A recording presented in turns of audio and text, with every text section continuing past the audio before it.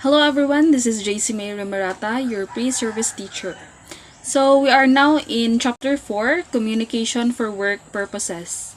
And today we are going to discuss lesson 3, Communication for Tourism or Tour Guiding.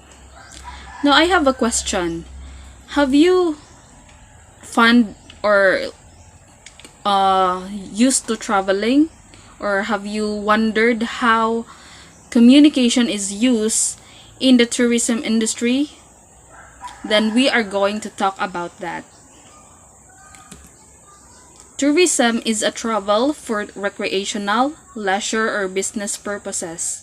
So like other businesses, tourism is highly perishable. So if it is not given attention, like hotel with no bookings, buses and airlines with no passengers, then it will lose its value. So promotion of tourism therefore is necessary to sustain the industry. And in this business industry is where tour guides contribute the best. A tour guide is a person who provides assistance, information on cultural, historical, and contemporary heritage to people. So they are the ones who will inform and give assistance to the tourists in various places or in the various tourist attractions. So tour guides, to be effective, must possess good communication skills. So in fact, communication is their main tool because tour guides need to talk to the tourist. They need to inform, they need to speak in order for them to work so that the tourist will understand any information about the place, about the food, or any areas they visit. And there are communicative goals in tour guiding. So first one is to inform, remind, and advise. So this goal includes giving directions and commentaries, explaining itineraries, reminding tourists of safety tips and security, describing weather conditions and situations, as well as challenges in the place. Second one is to promote and persuade. One of the tour guide's main responsibilities is to show interest in people to visit places, especially that of his or her own. So the tour guide must know how to persuade people so that the tourist may visit the place again and again. And the third one is to clarify. To avoid confusions and misunderstandings, such problems must be communicated clearly. So a tour guide must be a good communicator in order for him or her to clarify things whenever tourists ask for something. Fourth one is build rapport and relationships. When we say rapport, it is about having a harmonious or building a friendly relationship with other people. So good conversation with tourists lead to good rapport, and it reinforces more business transactions and business network. The fifth one is gather feedback for improvement. So open communication with tourists is an avenue for evaluating the services provided. So if a place or if a service is with an open communication, the tourist can be able to generate more feedback for the improvement of your services. Now we have here communication tasks for tour guides. So first one is receiving telephone calls. So receiving telephone calls is mostly common in front desk of the restaurant or any hotels. So in receiving telephone calls, we have here tips or techniques. First one is to always have a notepad and a pen near the telephone. Second is to pick up the phone after 2 to 3 rings. Third is to greet the caller and identify yourself and your enterprise. Say for example, hello, good morning ma'am, this is JC and this is Luxury Suites or any restaurant you are in or hotel you are in. You have to identify yourself and your enterprise. And next is ask what you can do for the caller. So how may I help you, or what can I do for you? should ask the caller about that.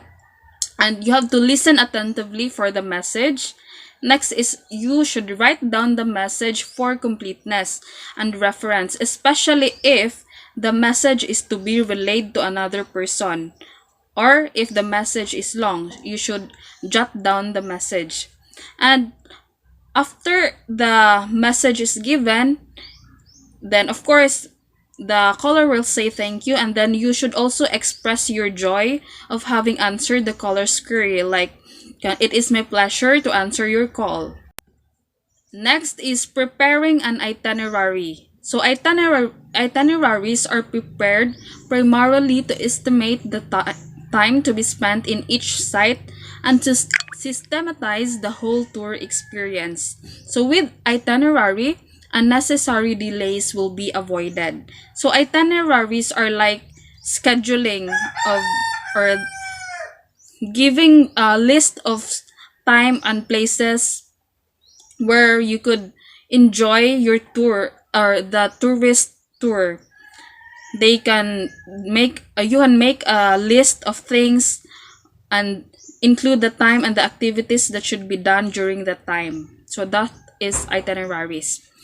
Next is giving tour commentary. So tour commentaries are delivered by the tour guide to the tourist. The commentary provides descriptions, history, trivia, anecdotes, and any relevant and interesting information. So tour commentaries are important, especially if you are a tour guide, since you have to discuss all the information about the place, about the areas that the tourists visit. You have to discuss all the details and any important information about the place so that the tourist will be entertained not just by the attractions but also the information about the place. And next, we have here communication techniques in dealing with complaints. So it is not inevitable that customers or tourists do complaints. So it is not avoidable. So here are suggestions that may be of importance when the need arises. First is acknowledge the tourist's rights to complain. You should not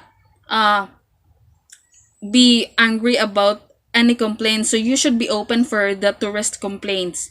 Next is you express your empathy. So listen attentively and understand when they're coming from. So you must put yourself into the tourist's shoe. So if ever you are in their shoe, then you should learn to empathize why the tourists feel that way, feel to complain.